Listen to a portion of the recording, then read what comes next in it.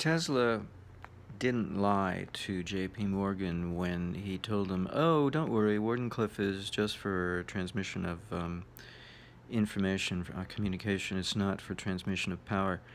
He wasn't lying. J.P. Morgan just didn't understand how the system worked. We misinterpret. We mistake electricity for power. It's not power. It's not energy. We even call watts power, and that's a mistake in itself. All it is information. And Joseph Newman's perception of the situation is correct. All of the energy is in the mass of the copper coil, the copper winding. But when it comes to free energy, the process of reactance, there's one other factor besides the mass of your coils, and that is the frequency that you're running your system at, because the higher the frequency, the more quickly you can have a reactive process augment your energy level, your so-called energy level, per unit time, which is critical because you're going to be spending it per unit time. But this is not energy that we're spending. So let's go back a bit. Fuel, the combustion of fuel is a reactive process. The combustion, the oxidation of fuel is a reactance in and of itself.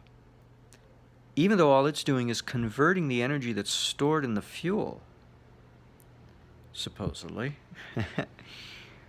But it's a one-time deal, because once you combust the fuel, you got to go get new fuel. Yet the combustion process is reactance, and the piston it works against and the ambient air pressure surrounding the piston is the resistance, the resistive load that converts the reactance back into usable energy, because the combustion itself is not energy. It's reactance. So we're not using the energy in the fuel. We're not using it. We're reacting it. We're creating a reactance on it. So it's a two-tiered system in which the energy that runs our car is not derived from the fuel. Reactance is derived from the energy in the fuel. And that reactance translates into the energy that we end up spending.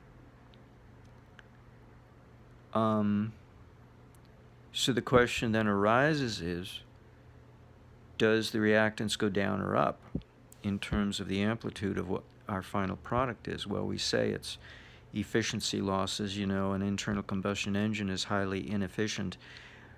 It could be it's not inefficient. It could be that we're simply shrinking the energy quota that the fuel represents in the course of the reactance, because it's very highly non-controlled reactance, unlike my circuit, which is highly controlled. So I get maximum benefit out of it, and I get a boon. I get a rise of energy, because it's designed to do that. It's not designed to diminish the energy you're reacting off of. It's designed to increase, to overreact, not underreact, because it's all about reactance. Do you overreact or do you underreact? And then it's the reactance that gets converted back into energy. And so the energy that the reactance works off of is never spent at the tail end of your process. So it is a multi-tiered procedure. It is not a conversion. When they correct for power factor, they are not converting energy. There is no conversion taking place. So the energy going in is not the same as the energy going out. How do you like that? Exactly what Eric Dollard has said all along. The energy entering a dielectric is not the same as the energy exiting the other side. And it's the way it works with free energy. The energy entering the circuit is not the same energy as the energy leaving it, because the reactance is working off the input energy, and it's the reactance that you're going to utilize, not the energy that the reactance is reacting off of. Because reactance is not a conversion of the energy that it's reacting off of. It's not a conversion. Yet we mistake it to be such. And I can say this in all honesty, because in clarity, because the fuel that we feed our car is not the energy that gets spent to turn the camshaft in our internal combustion engine. But we do create a reactance off of that fuel when we combust it. And that reactance works against the inertia of the pistons and the ambient air pressure, all of which serves as resistance to convert that reactance back into usable power. So it is a three-tiered system in which the last two tiers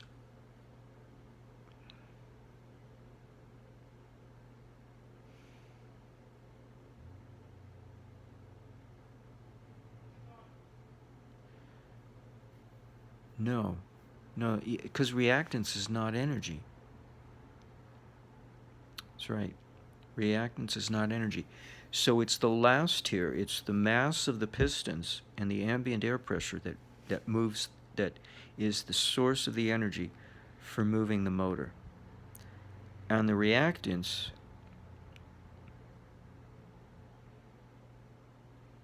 is liberating it. You know, it's really no different than the mass of copper coil in a motor, in an electric motor. It's the mass of that copper that's providing the energy. That's right. Wow. So it's a three-tiered system, and there is no transference of energy between the three tiers. And it's the reactance in the middle that creates the barrier reef that does not allow energy to pass from the first tier to the third tier, because the middle tier is not energy, so there is no conversion taking place. The only thing being altered is the power factor, but that has nothing to do with conversion of energy. We mislead ourselves into assuming that is the case. And this is the only proper way to look at it when we change over to an electric motor and see what happens in a reactive motor. You know, I have an input of sine wave in which 1 microvolt is my source voltage, let's say 170,000 cycles per second. That's the energy the reactance reacts off of. But none of that energy gets spent. And the reactance does not get spent either. That's why I can literally synthesize electricity from seemingly nowhere, because we have this separation in this procedure of free energy. It's a separation of three tiers, T-I-E-R-S, tiers, 3 levels, 3 stories, if you will, and there's no transference of energy in between, but information is getting transferred, and this is where we go. See, I remember covering this grounds a year or two ago, and I'm revisiting it, and I have to be reminded. Sometimes I have to be reminded of ideologies that is the only correct way to look at this. The only thing that gets transferred is information, and that gets converted in the course of its being transferred. But is it really being converted? Is it really being transferred? Oh, yes, it is. Isn't it? Yes, because that's what the simulator deals with. The simulator doesn't deal with energy, it deals with information. And the information is processed through mathematical equations. So there's no conservation of energy that has to be upheld. Who ever heard of such a thing? The simulator doesn't even know what that is. All it knows are math equations, you know, Ohm's law, Mohs law, the 2 laws of reactances. Those are the kinds of things that the simulator deals with. It doesn't deal with policies. It doesn't deal with laws.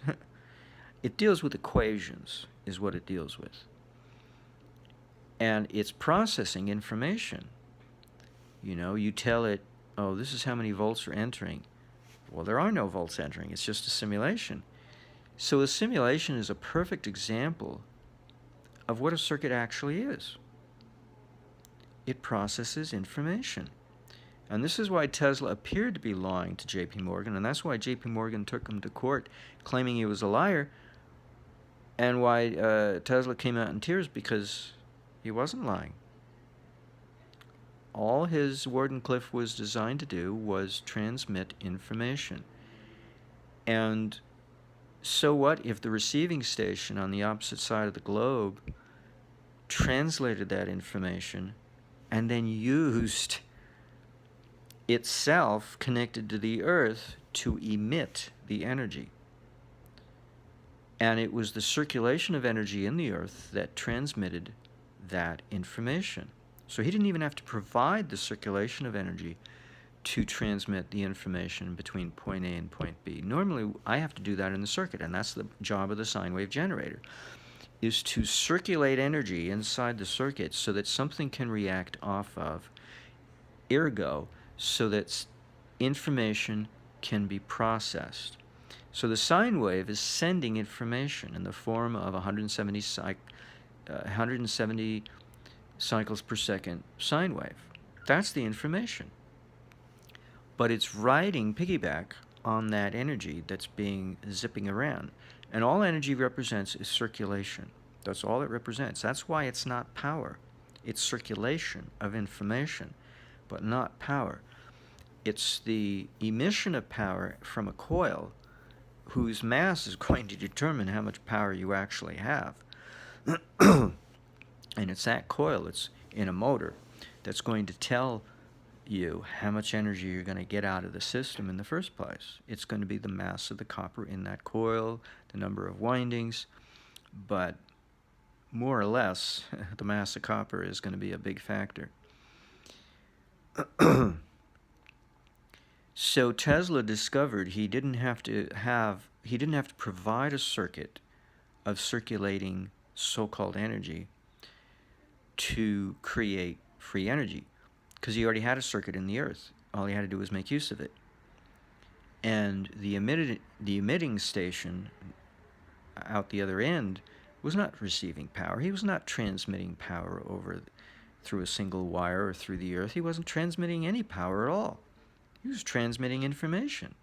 How hard can you do that through the Earth? It's not that hard to conceive of, because that's all he was transferring. But it was a very specific type of information, and the receiving station was not a mere telegraph key. It was configured a little bit more sophisticated than that, so as to translate that information and correspondingly erupt a certain amount of energy from itself plugged into the Earth, using its own mass of coil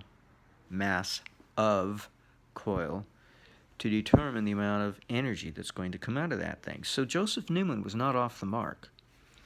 Frequency merely determines the rate at which you can augment the energy that you start out with, so as to meet the demands per unit time at your load.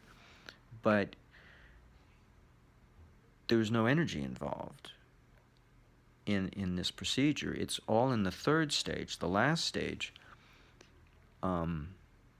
when the energy emits from your device. It has to come out of a coil. Essentially, eventually, it has to come out of a coil. Everything comes out of a coil, a mass of copper. It all comes down to a mass of copper. Unless you're dealing with a light bulb, such as a neon bulb, then it's coming out of the gas.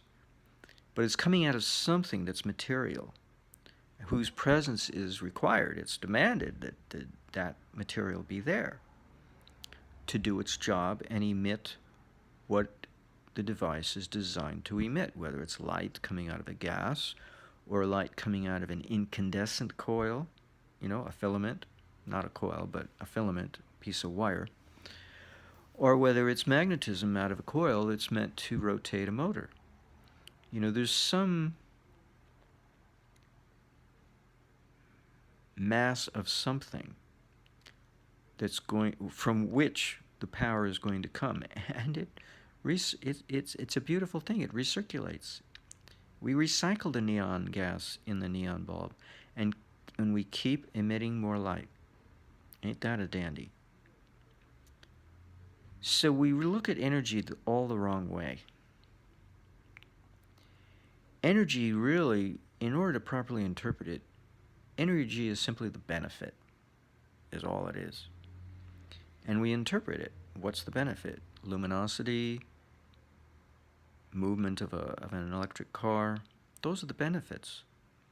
That's what energy means, are the benefits. And so when we say 67,000 watts electric car, it's basically, we're oversimplifying the situation. Because what if you waste that so-called energy, then you're not getting full maximum benefit out of it. It's really an oversimplification. And you're going to waste. So it goes without saying. So energy is a cover term. But it doesn't exist as a singularity. It never existed as a singularity. It just represents the benefits that you expect to get out of the transference of information. And the funny thing about so-called energy is its Viana quality, its circulatory quality. It has to keep moving. And because it's moving, we call it energy. What it really is motion. It's the movement of information. It's like a merry-go-round that keeps going around and around, and there are Pony Express operators riding on those wooden horses, or telegraph delivery personnel. And they're there to pick up information and deliver it to some other section or position on that merry-go-round so that somebody else can take it off the merry-go-round. But the energy has to keep going around in a loop, and it keeps going around and around and around. But it's not energy. It's just messengers. Messengers going around and around in a circle carrying information. And in a very timely manner, we have to pick off the information that was delivered temporarily to that so-called energy, those messengers. They're just messengers. Mercury. Winged Mercury. That's, what does Mercury transport? He transports messages. He doesn't transport energy. That's why Western Union, I believe it is, uses Mercury, the god of Mercury, the messenger god Mercury, as their symbol. I believe it was Western Union. It might have been some other company. Because that's all it's doing. It's the circulation, the Viana of information. And the benefits are the other qualities of prana. Samana, digestion of food, that would be heat. Sounds like light also. It does, doesn't it? It sounds like light and heat. Anything that radiates.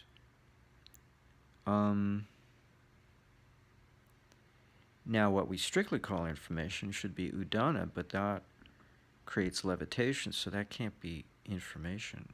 Information levitates us, buoys us, lifts us up. Could be information lifts us up and helps us levitate. Apana helps eliminate waste. You want to get rid of stuff, right?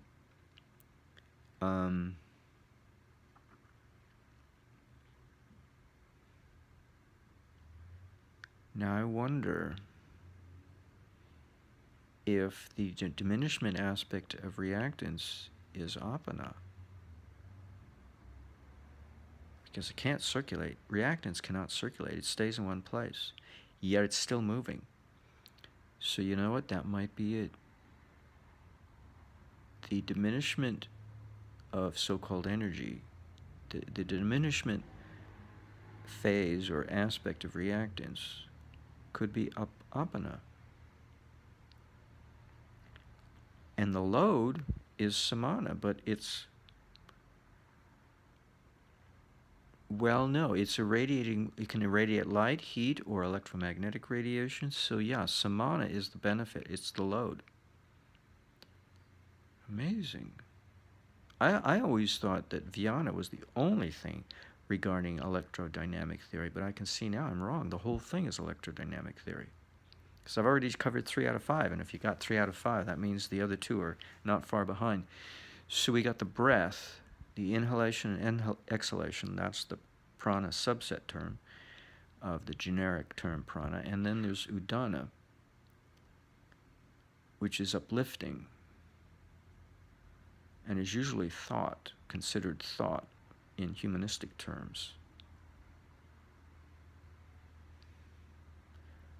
But I bet it also creates separation. Is that what capacitance is? Well, something, if apana is diminishing reactance, what's the increase? It would have to be udana, wouldn't it?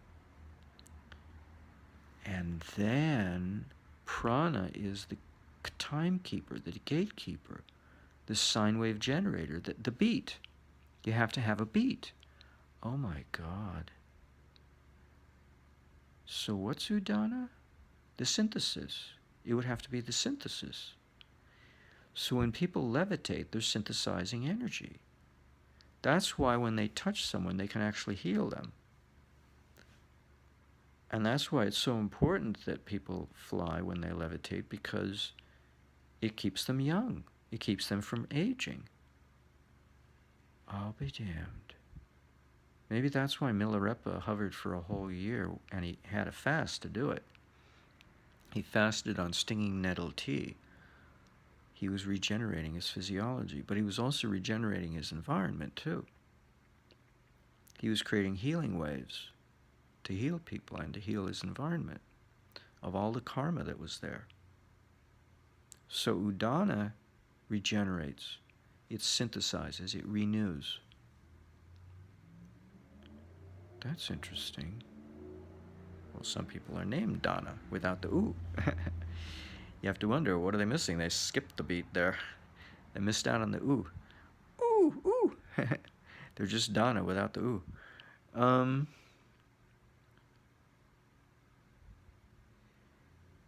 So apana is not destructive per se, but it does eliminate.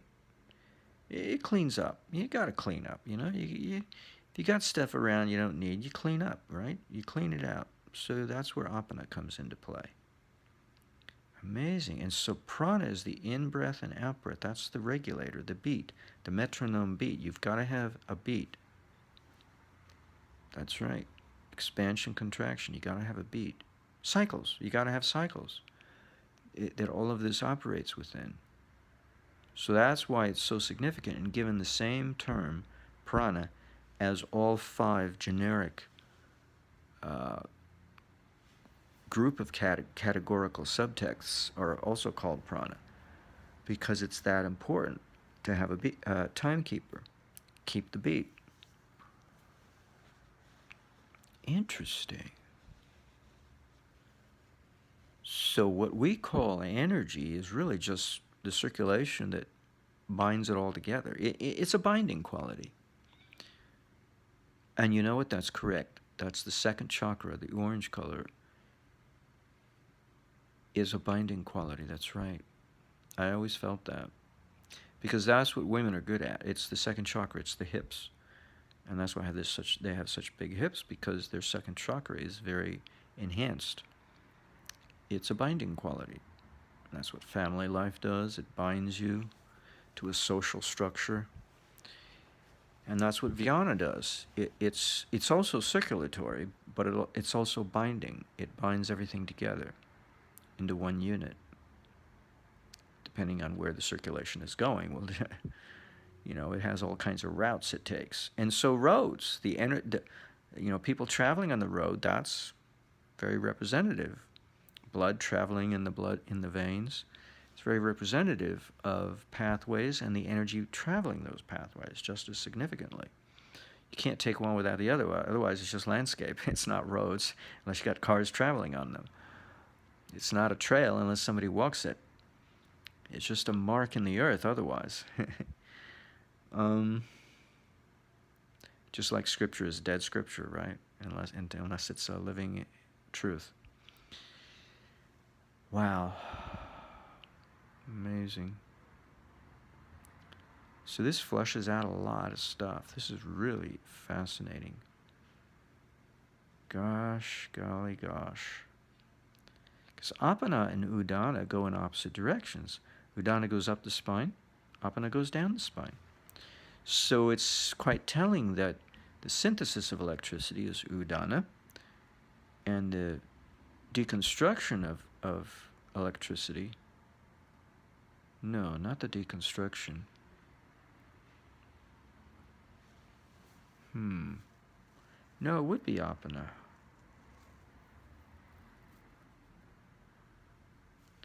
What does Pa do? It serves as a kind of obstruction. Well, according to my guess estimate, all reactance is an inversion of something. You're either inverting current or you're inverting voltage. When you fully react, you have to invert it. Anything less than that is not a full inversion. So apparently when you go ah, which is the opposite of pa, you're inverting pa with ah. Whenever you put ah in front of a word, it's negates. In Sanskrit, it negates what comes after it. So pa must have to do with direction or polarity. Wouldn't that be interesting if pa simply means polarity, the place of everything, the placement of everything, where everything's position is. It's amazing we have English words that start with P: position, place, polarity, because that might be what pa represents. The placement of something, the position of it. And ah is the inversion of that. Now na is the negation of whatever state you have. So if you've inverted position, what does it mean to negate it?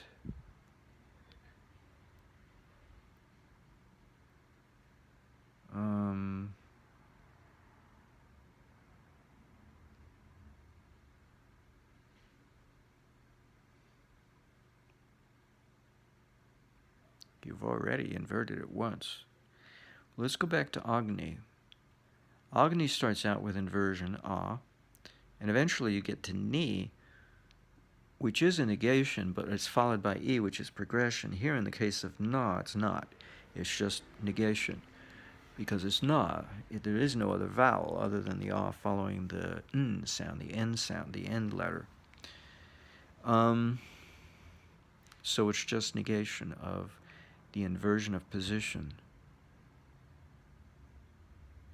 No, I don't understand. I don't know what the na is doing there. For that matter, now pra, according to Maharishi, pra means to sprout. So na following the pra is the negation of sprouting. So what does that mean? If prana is vibration, and what is the negation of the sprouting process? Oh, it's the return, of course. Sprout is to come forth, but then you return. That's right. You do the opposite, and that creates a circular loop. So with apana, you have to invert the polarity, invert the position, but that you have to return it to its original position. Why? Why, if you fail to do that, have you failed to eliminate or destroy? Because you won't know you've destroyed anything.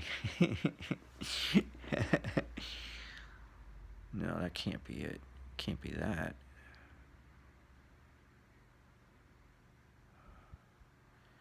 God, I don't know. Where in the circuit do you invert it back, or do you let it return to its original position? You don't. You force it to stay that way. Well, you're not eliminating anything. So in my circuit, it's apa without the na. So that's why, oh no, the spark gap puts it back together again. That puts it back together again. That's the na of apana. Otherwise, it wouldn't be able to maintain itself. Why is... So reactance is actually a process of elimination.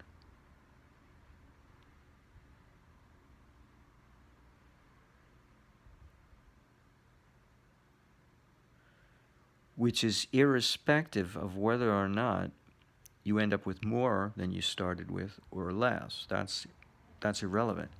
Apana doesn't look at that. Apana simply takes it apart.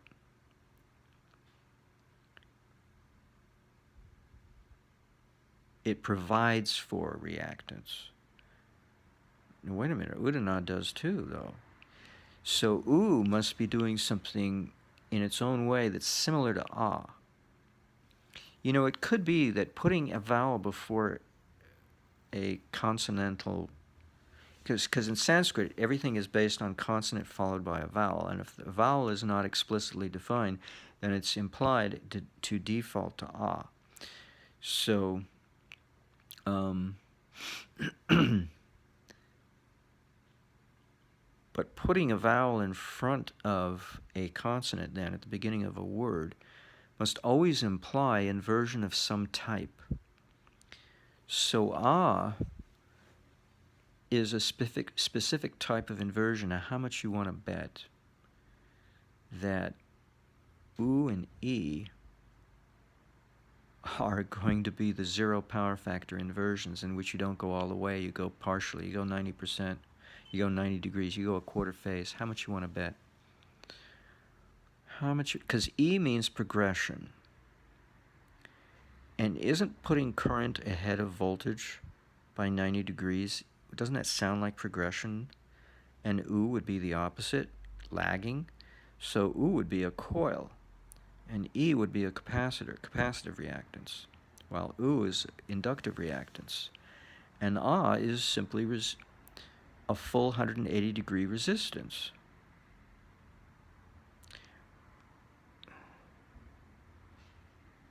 No, A is conductivity. It's putting it ahead of Pa that inverts polarity. So A by itself is actually conductance. And U and E are your two reactances. That's what I'm thinking. Wow, this takes the study of electrodynamic theory to a whole new level. That means the study of Sanskrit is really a study of circuit development. So you could actually describe a circuit based on a sequence of phonemes in Sanskrit, in the Sanskrit language, and describe that circuit without actually drawing it out, but just by having a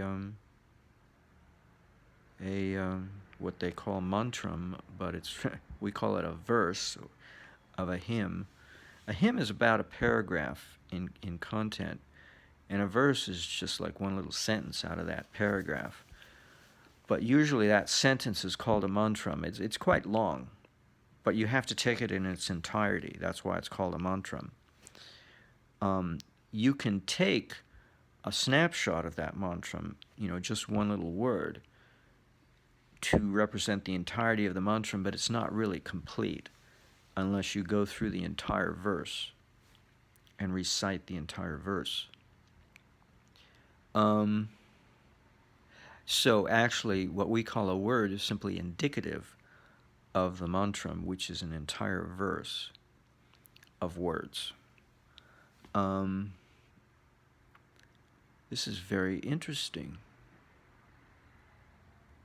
This is fascinating stuff.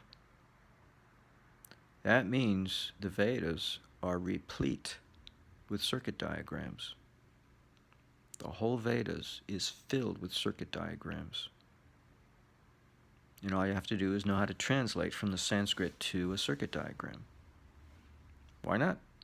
Why shouldn't it be the case? It makes perfect sense.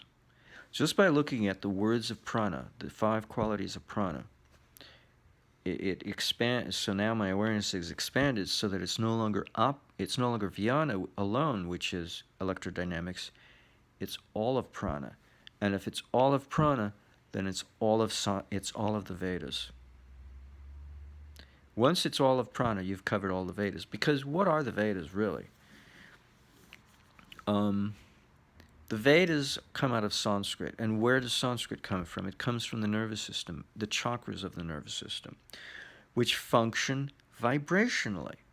All of the chakra petals of all of the chakra flowers, shall we say, or wheels, the chakras, the wheel, or blossom in the case of padam.